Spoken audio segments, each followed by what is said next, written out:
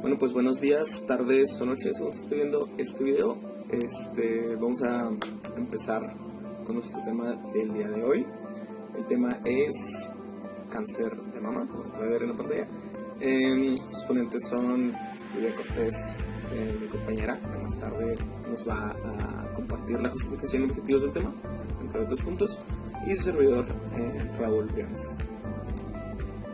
Bien, para comenzar con el tema, vamos a empezar con la justificación y los objetivos. Justificación. La realización de este proyecto es con el fin de dar a conocer más información referente al cáncer de mama, así como el rol que desempeña el profesional de enfermería en todas sus valiosas acciones, con el fin de promover la prevención de dicha patología y de todos los cuidados, orientación, capacitación y educación que éste debe brindar durante el padecimiento de la enfermedad. Cabe resaltar la importancia de que nuestros pacientes estén sumamente informados, capacitados y acompañados para enfrentar su padecimiento. Cuando los pacientes reciben su diagnóstico, su estado emocional es uno de los más afectados y por tanto, nuestra labor es darles ese apoyo holístico que requieren en estos momentos tan difíciles. En muchas ocasiones se puede presentar el aislamiento total de los pacientes y aumentar la tasa de mortalidad.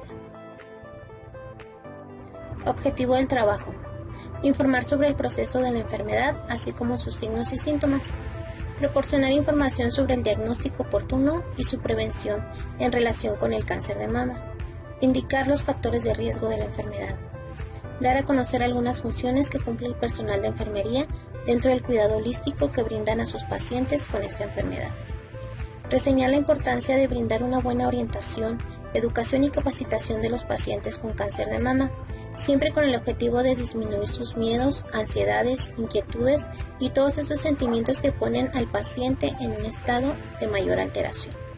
Bueno, en cuanto a nuestra tabla de contenido, vamos a encontrar dentro de lo que queremos abarcar en esta video exposición, va a ser el concepto de cáncer de mama, un poquito de anatomía básica para entender más o menos de manera general lo que queremos explicar. También las posibles etiologías, los tipos de cánceres mamarios, signos y síntomas, metodología de diagnóstico, así como un proceso de enfermería y obviamente el tratamiento junto con sus cuidados de enfermería. Y voy a comenzar dándoles lo que viene siendo el concepto básico de un cáncer de mama. Según diversas fuentes puede variar, pero el más concreto y sencillo es que está en la pantalla, que es: el cáncer de mama es la consecuencia de un crecimiento descontrolado de células que forman la glándula mamaria. Como ya sabemos, un cáncer es un crecimiento descontrolado de células en diversos partes del cuerpo, pero aquí va a ser en la zona del seno de la mama. Y estas células malignas pueden avanzar e invadir otros tejidos y órganos cercanos, o también pueden diseminarse por otras zonas del cuerpo, generando un proceso de metástasis. Esto en los cánceres más agresivos y más avanzados. El principal componente de la glándula mamaria es el tejido adiposo. Los ciclos hormonales prevalecen a lo largo de la vida de la mujer y el número de embarazos, y por tanto el tejido predominante es el glandular. Pero con la menopausia, la glándula se atrofia y el volumen de la mama depende básicamente del tejido adiposo. El tejido se ubica desde la segunda hasta la sexta costilla medialmente hasta el esternón y lateralmente hasta la línea media axilar. Está anclada a la fascia del músculo pectoral mayor por los ligamentos de Cooper. La glándula va a estar formada por entre 15 y 20 lobulillos glandulares, de los cuales va a salir los conductos galactóforos que finalizarán con el seno galactóforo. Por último, tendremos la estructura que comunicará la mama con el exterior, que es el pezón, y es por donde se expulsará la leche en el proceso de la lactancia. La mama está compuesta principalmente por epitelio y estromas especializado, y es importante mencionarlos porque ambos nos pueden dar origen a lesiones benignas y malignas de la mama. En cuanto a sus posibles etiologías, encontramos que el cáncer de mama es de etiología multifactorial. ¿Qué quiere decir esto? Pues que va a haber diversas causas que nos pueden llevar a desencadenar un cáncer de mama. Entre los principales encontramos el ser mujer, ya que solamente 1 entre cada 100 cánceres de mama registrados ocurren en hombres. Es un cáncer muy muy raro. Entonces el primer factor sería ser mujer. También factores heredofamiliares, como lo son el haber tenido un pariente cercano con cáncer de mama, como lo es la madre, abuela, alguna hermana, tía. También encontramos la edad o el envejecimiento, ya que estos tipos de cánceres se desarrollan a partir de los 50 años en general. Hay sus excepciones, como lo vamos a ver un poquito más adelante, pero en general son a partir de los 50 años, es donde tienen más incidencia. También los patrones reproductivos, esto se refiere a, por ejemplo, hay factores relacionados a haber tenido la primera regla antes de los 12 años, haber tenido menopausia después de los 55, el haber tenido hijos a edades un poquito avanzadas, como son los 30 años, no haber amamantado, haber tenido exposición a terapias hormonales también. Y también están los patrones y conductas poco saludables, como lo son el consumo de tabaco y alcohol. Es importante señalar que estos factores solo significan que la probabilidad de desarrollar esta enfermedad es mayor que si no existieran estos factores, no que necesariamente se va a padecer un cáncer de mama con cualquiera de estos. Solo es más probable, no es como que tengo 3 de estos, es de fuerzas que me va a dar, no es así. Hablemos de los tipos de cáncer mamario. El carcinoma ductal infiltrante es el más frecuente y representa el 80% de forma de cáncer de mama. Se caracteriza por una masa de tumoración con límites no bien delimitados. Se puede presentar este tipo de cáncer después de una lesión precancerosa llamada ductal in situ. En la imagen podemos observar un conducto normal. En el conducto inferior se muestran células anormales que nos representa al carcinoma ductal in situ. A continuación tenemos al carcinoma lobulillar infiltrante o invasivo. Este constituye un 10 a un 15% de los cánceres de mama. Es un tipo de cáncer invasivo que comienza en los lobulillos de la mama y se extiende hasta los tejidos cercanos. También se puede diseminar en algunas ocasiones a otras partes del cuerpo a través de sistemas sanguíneos y linfáticos. Carcinoma medular. Constituye un 5% y es más frecuente en mujeres menores de 50 años, aproximadamente en edades de 45 y 55 años. Este tipo de carcinoma medular afecta con más frecuencia a mujeres que tienen una mutación del gen BRCA1. El carcinoma medular de mama es un subtipo poco común de carcinoma. Se puede considerar un carcinoma ductal invasivo de cáncer, que comienza dentro del conducto lácteo y se propaga fuera de él. Se considera medular porque el tumor es una masa suave y palpable que llega a parecerse al bulbo raquídeo.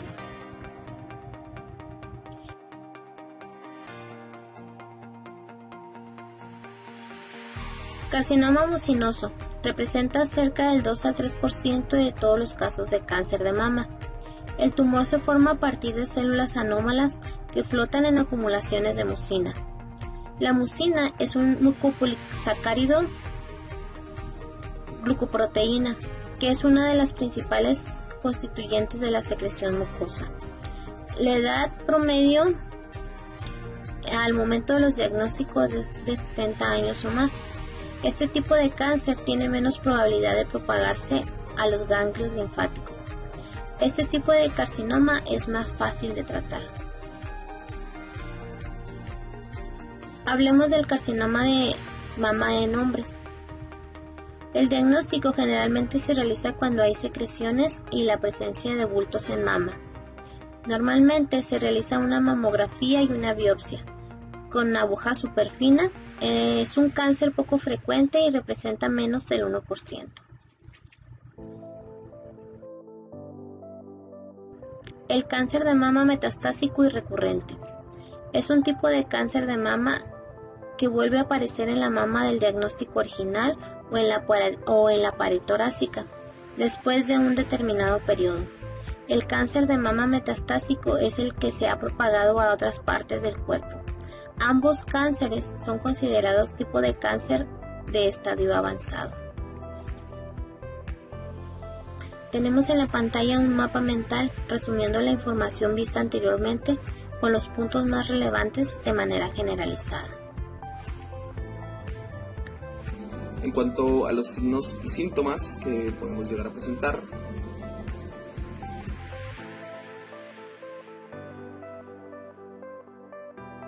vemos que si se presentan algún tipo de hendiduras, de enrojecimiento o ardor, endurecimiento,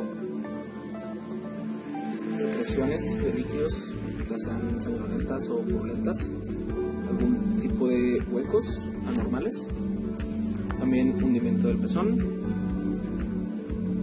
algún tipo de asimetría o borde irregular en la mama bastante notorio, ¿sí? Bultos o nódulos que hayan aparecido recientemente, también la famosa piel de naranja, que es un cambio de color y de rugosidad en la zona de la mama, bultos o nódulos externos que se palpan en la zona de las axilas, también la presencia de erosiones cutáneas, la presencia de venas resaltadas en la zona de las mamas. Bien, pues también hay que prestarle atención nuevamente a estos signos y síntomas, como se ven aquí en las naranjitas, como ya lo decía en el video, algún tipo de endurecimiento, hendidura, ahí van erupciones, enrojecimiento o ardor, a ver si puedo señalar un poquito, sí se ven más. Enrojecimiento o ardor, algún tipo de fluido, secreciones ya sean sanguinolentas o con pus, también huecos, protuberancias, venas crecientes, como se puede ver aquí en la imagen, también el hendimiento del pezón, algún tipo de simetría muy notoria. También lo que es la famosa piel de naranja o un bulto interno que aparentemente parece que la mama está bien, pero en realidad tiene bultos internos que no deberían de estar ahí. Y bueno, en cuanto a los métodos de diagnóstico, vamos a encontrar la detección precoz. La detección precoz consiste en detectar el cáncer cuando todavía no han aparecido síntomas, ningún signo que nos haga sospechar de él.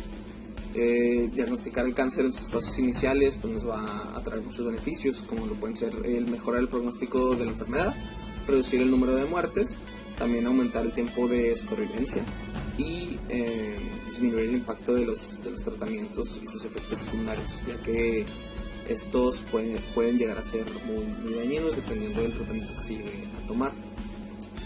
En cuanto al primer método, tenemos la mamografía o mastografía de diagnóstico. Este es el método más conocido.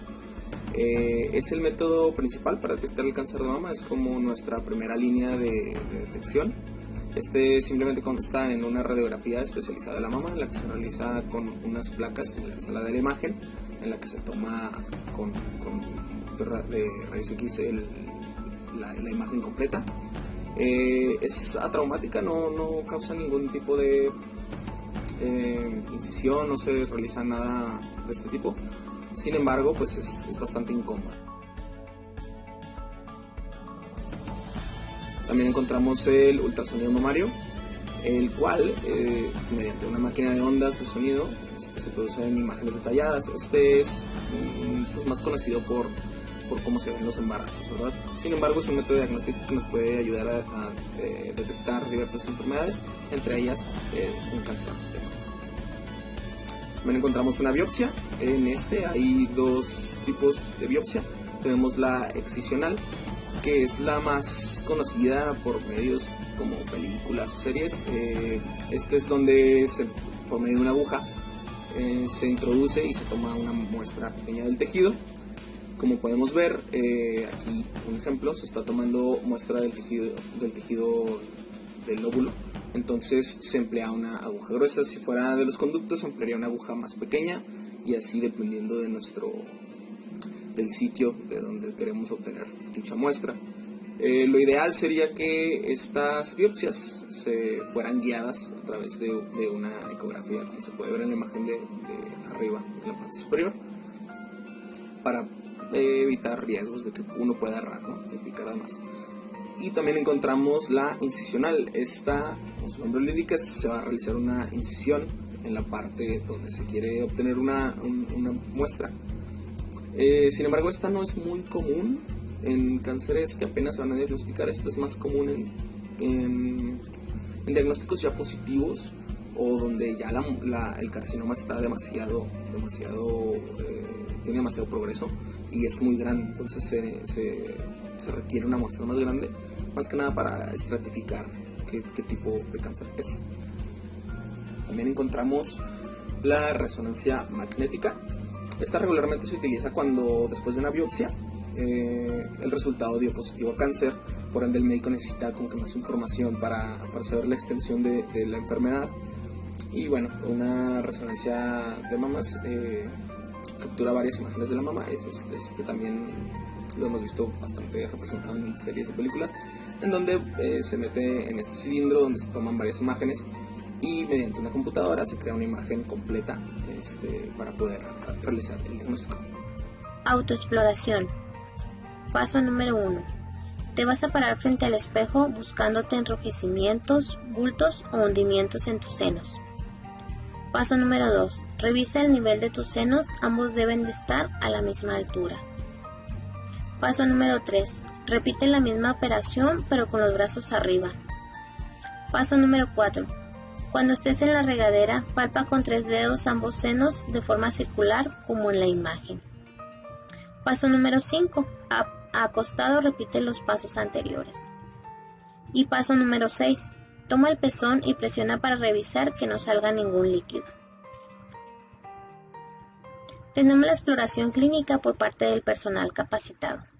La paciente se encontrará en posición supina y procederá a palpar toda la superficie de la mama, desde el borde externo hasta el pezón.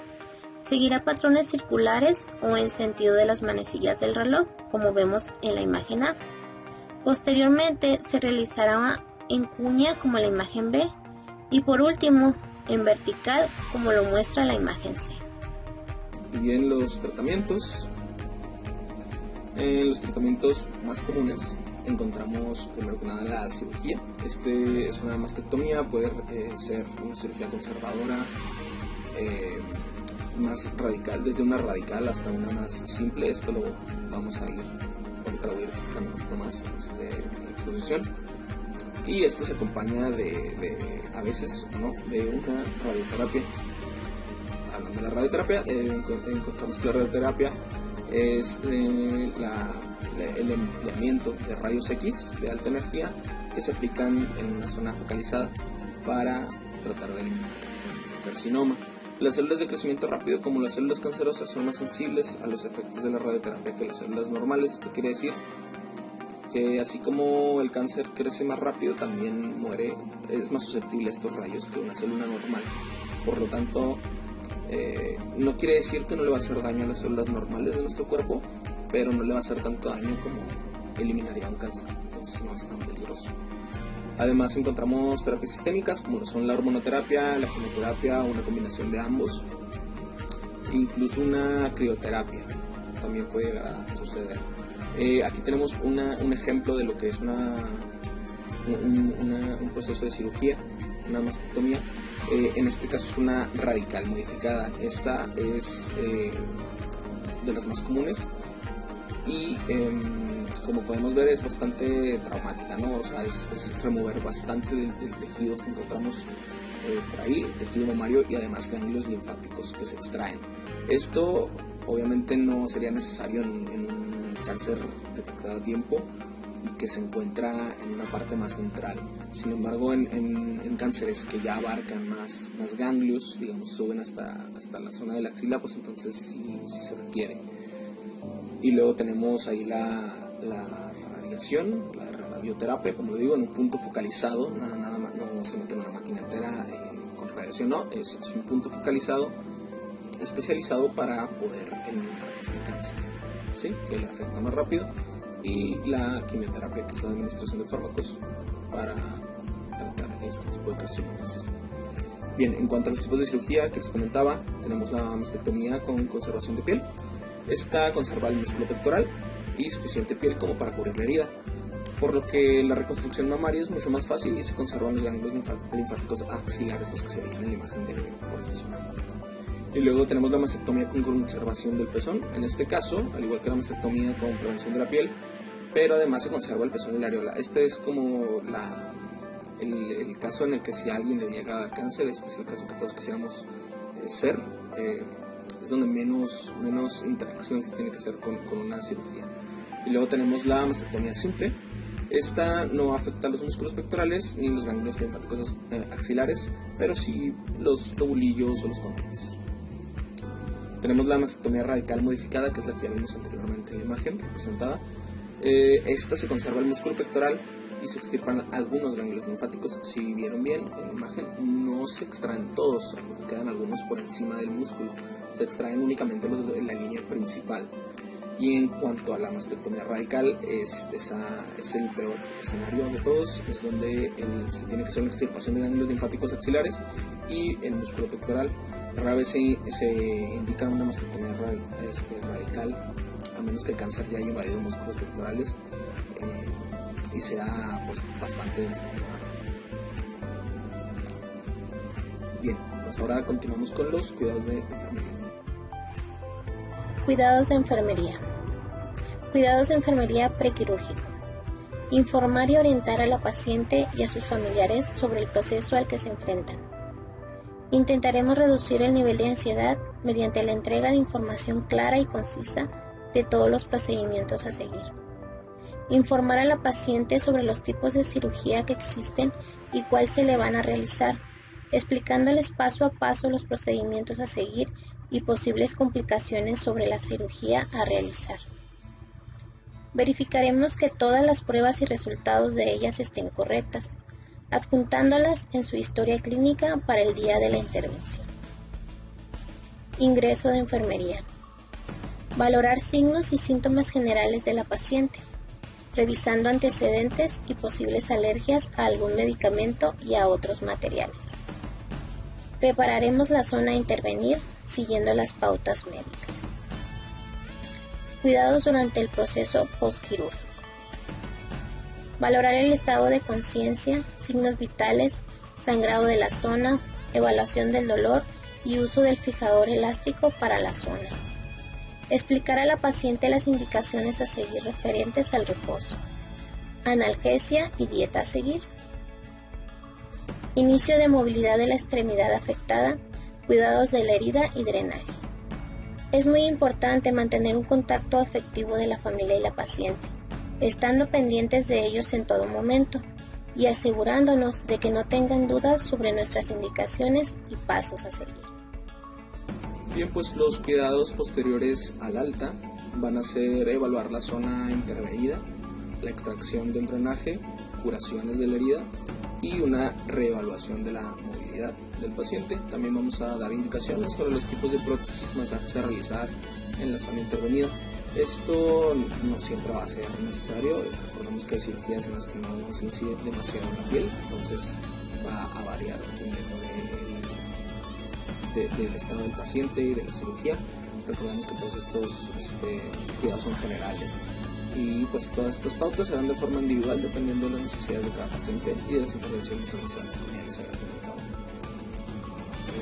El tratamiento de quimioterapia, ok, estos se separan un poquito ya de los demás, ya que los cuidados anteriores eran de cirugía, estos son de quimioterapia, ya que tienen efectos secundarios distintos, bastante distintos.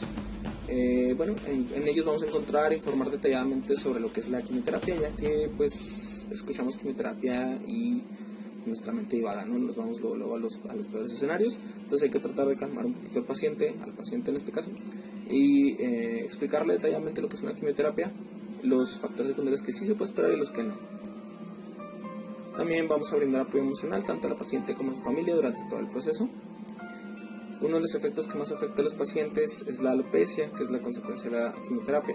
La alopecia es cuando perdemos el cabello, cuando tenemos una caída de cabello, y pues es algo de lo que pues la quimioterapia causa y afecta más a nuestros pacientes con cáncer.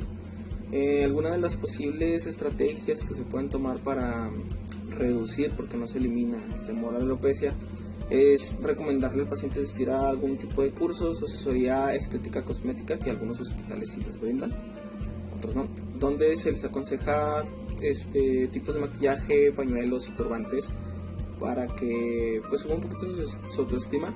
En estos cursos que estoy viendo en línea te enseñan a usar este tipo de maquillaje, turbantes como estrategia, y los acomodas de una manera en la que se ven muy padres, se ven muy bien. Además vamos a tener que recomendar la asistencia de grupos de apoyo formados por personas que han pasado por la misma situación. Esto evidentemente es solo una recomendación. Caso clínico. Es una mujer de 36 años que acaba de ser diagnosticada de cáncer de mama recientemente. La mastectomía junto con el tratamiento quimioterápico fue el tratamiento elegido por el equipo de oncología. Las iniciales de su nombre y su apellido son MJR. Como ya dijimos, es una mujer de 36 años, nació el 14 de febrero de 1985, es casada. Su situación laboral actual se encuentra activa como una trabajadora independiente de una tienda de ropa. La persona de referencia es su marido y vive con él mismo. Es alérgica al látex y al metamizol. Es una fumadora de 15 cigarrillos al día. Refiere que no bebe alcohol ni consume drogas. Medicación habitual, no toma medicamentos. Sus antecedentes familiares del padre son desconocidos. De la madre nos arroja con cáncer de mama. Y los antecedentes personales no constan. En la valoración física inicial encontramos sus signos vitales de la siguiente manera: su tensión arterial de 124/78 milímetros de mercurio, su frecuencia cardíaca de 68 pulsaciones por minuto, la frecuencia respiratoria de 18 respiraciones por minuto, la temperatura axilar de 36.5 grados centígrados, saturación de oxígeno de 98%. En la exploración física encontramos una talla de 1.75 metros, pesa 70 kilogramos, paciente consciente y orientada, hemodinámicamente estable, su saturación basal es estable, sin alteraciones en el electrocardiograma. Bueno, vamos a continuar con los diagnósticos. En este caso encontramos el diagnóstico para esta paciente de ansiedad, que corresponde al dominio 5, afrontamiento y tolerancia al estrés, y la clase 01, que es respuesta postraumática. La definición de este diagnóstico sería que es una vaga sensación de malestar o amenaza acompañada de una respuesta anatómica cuyo origen con frecuencia es desconocido para el individuo. En este caso no es desconocido, es por su intervención. Bien, este sentimiento de aparición causado por la anticipación de un peligro es señal de alerta que advierte del peligro, en este caso por su intervención. Ansiedad relacionada con intervención y pronóstico médico manifestado por la falta de familiaridad con las experiencias de entorno y expresión verbal de angustia. En cuanto a nuestros resultados esperados del NOC, vamos a buscar un control de ansiedad y una aceptación del estado de salud mejor, mediante monitorizar la intensidad de la ansiedad, planear estrategias para superar estas condiciones, la calma y expresar sentimientos sobre el estado de salud actual. En nuestro paciente la calma era el estado más bajo, entonces intentamos subirlo de una escala de ninguna estrategia para solucionar la calma a una estrategia moderada para relajarla un poquito más, y también que expresara más sus sentimientos sobre su estado de salud, al igual que el monitorizar el estado de ansiedad. Nuestra paciente se presentaba con bastante ansiedad en un inicio, y nuestra puntuación de ANA que queremos mejorar es un 5.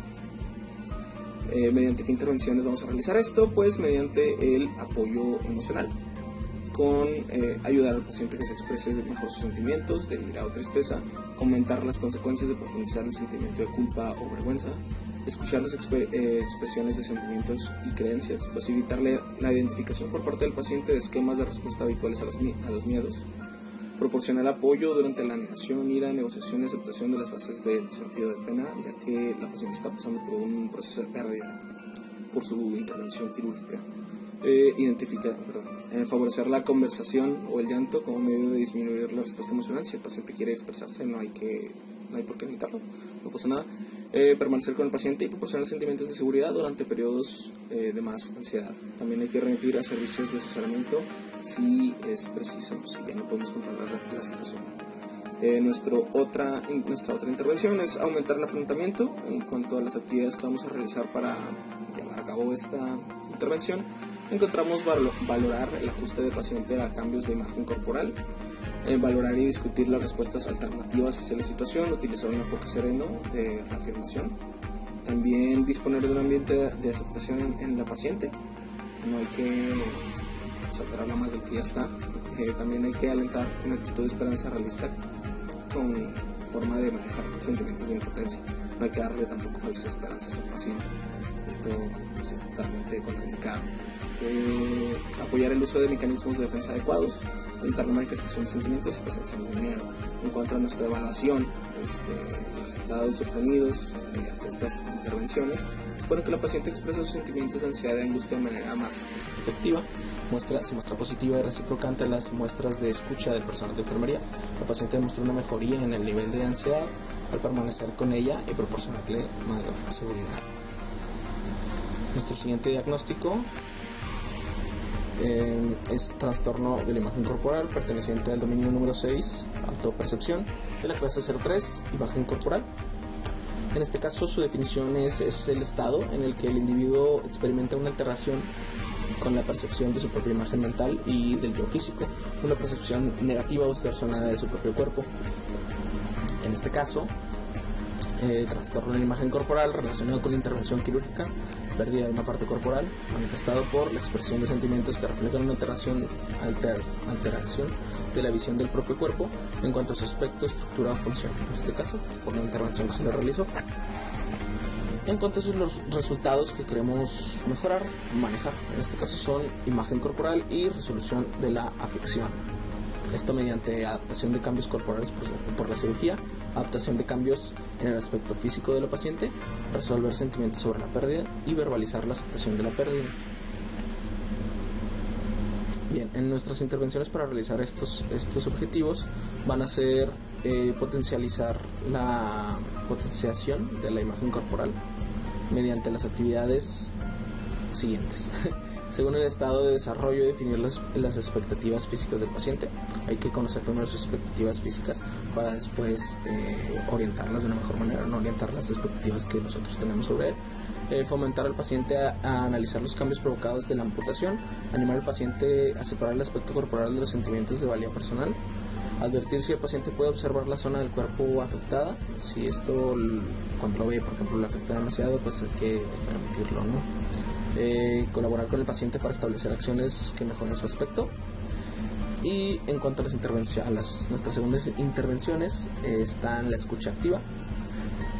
Y las actividades que vamos a realizar para establecer este punto son establecer el propósito de la interacción, mostrar interés en el paciente, hacer preguntas y afirmaciones que animen a expresar sentimientos del paciente, que él se dé cuenta que de verdad lo estamos escuchando, mostrar conciencia y sensibilidad hacia las emociones que nuestro paciente esté expresando, aclarar el mensaje mediante el uso de preguntas y retroalimentación, o sea, confirmar la información que nos está dando.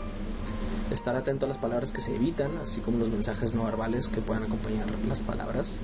Escuchar si hay mensajes y sentimientos no expresados como contenido de la conversación. En cuanto a nuestra evaluación y resultados obtenidos, están que la paciente se verbaliza aceptación referente a la pérdida corporal que representa de su intervención quirúrgica.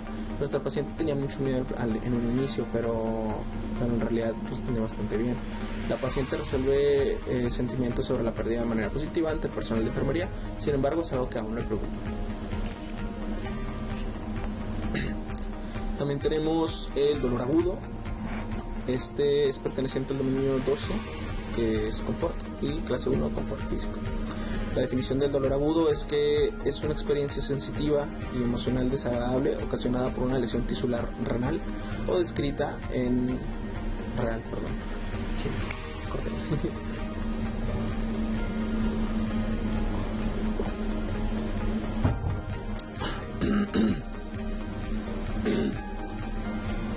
No, es muy la voz.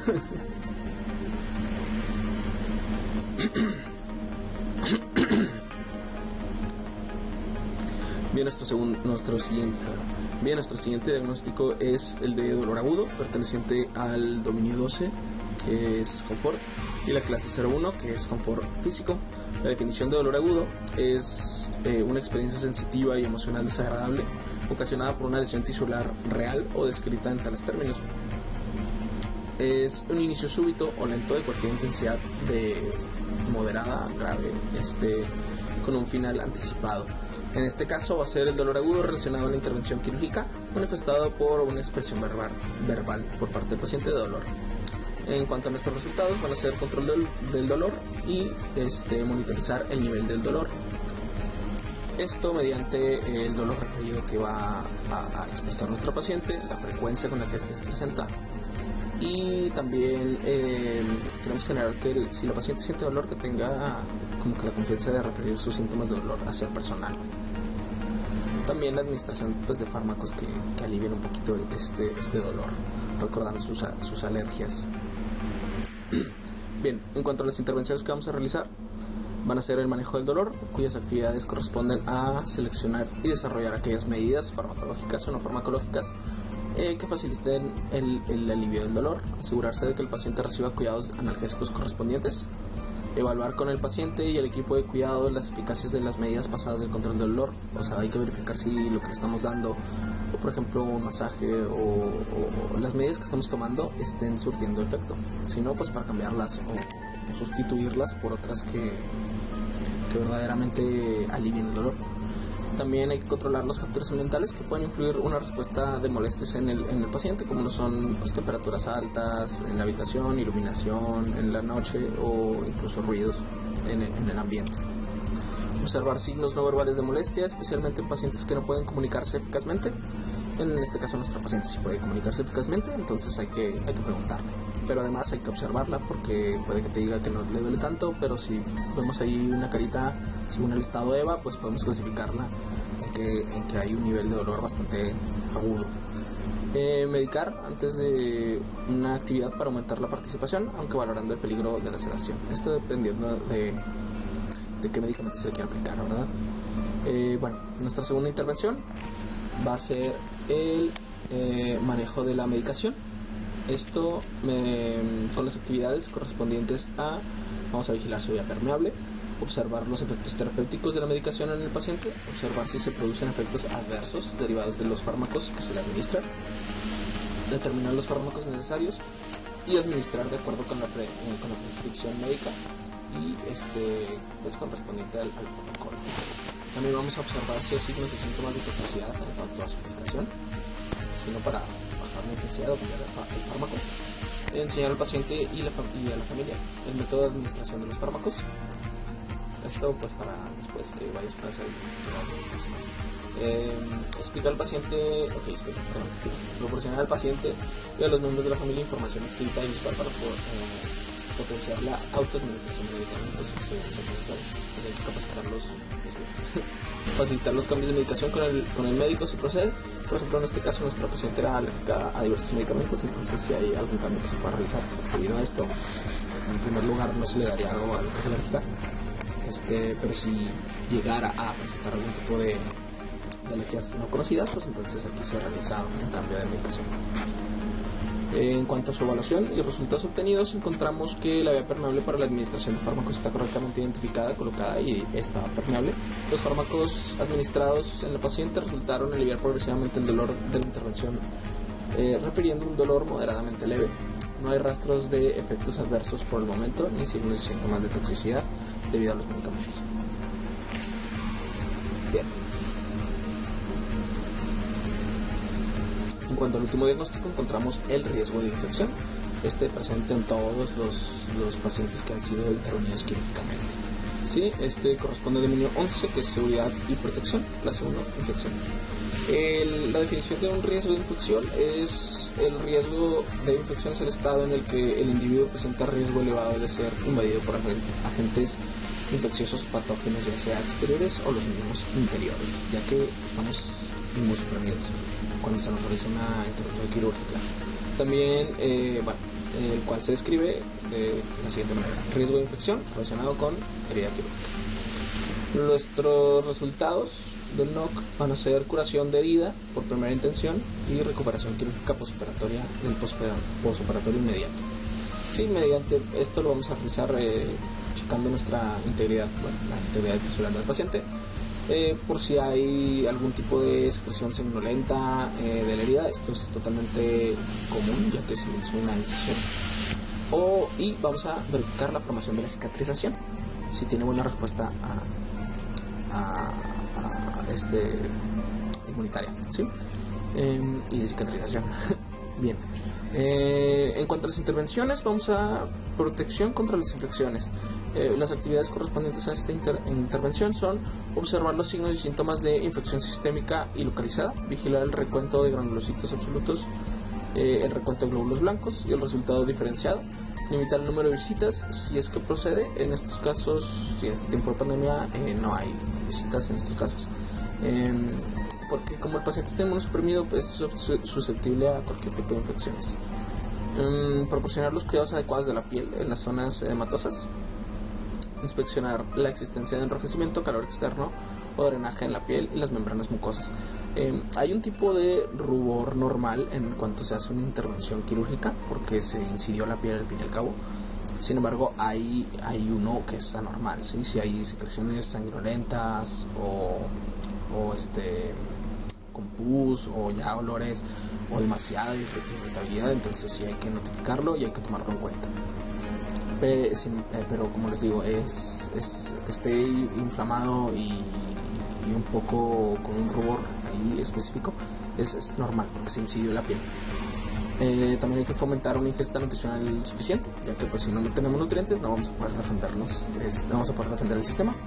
También, igualmente, la ingesta de líquidos correcta, instruir al paciente y familiares acerca de los signos y síntomas de infección y cuando se deben de informar de ellos al cuidador. Por ejemplo, si ellos presentan signos y síntomas de infección, pues hay que reportarlos inmediatamente, si ellos los identifican primero que nosotros. También, bien, nuestra segunda intervención es cuidados de las heridas. Las actividades correspondientes son despegar los apósitos y limpiar los restos de la herida, anotar las características de la herida, como ya les había dicho, drenajes de la piel, membranas mucosas, la turgencia, el color, si hay algún tipo de color, cómo va esa cicatrización, y bueno, administrar cuidados en la zona intravenosa, vendar de forma adecuada a la paciente, mantener técnica de vendaje estéril al realizar los cuidados de la herida, muy importante, y limpiar con solución salina fisiológica o un limpiador no tóxico y que no vaya a ser demasiado abrasivo para la piel. Inspeccionar la herida cada vez que se realizan cambios de vendaje, comparar y registrar regularmente cualquier cambio producido en la herida. Para esto se lleva un registro en el que se compara cómo estaba la primera vez, cómo está la segunda, para ver si va evolucionando de una manera favorable. Enseñar al paciente o miembro de la familia a realizar la curación de la herida. Esto pues para posterior, cuando ya vaya a egresar del hospital la paciente. Y bien, nuestra evaluación de los resultados obtenidos, encontramos que en la inspección no se encontraron signos ni síntomas de enrojecimiento, calor externo o drenajes en la piel. La herida quirúrgica muestra una correcta evolución sin secreciones sanguinolentas ni purulentas. Con una buena respuesta de cicatrización, la paciente y su familia han recibido capacitación para realizar los cuidados de la herida quirúrgica en casa. Bien, y eso ha sido todo por nuestra parte. Cualquier cosita o duda o comentario nos los dejan ahí abajo en la cajita de descripción, si es que esto se sube a YouTube. Nos vemos, hasta luego.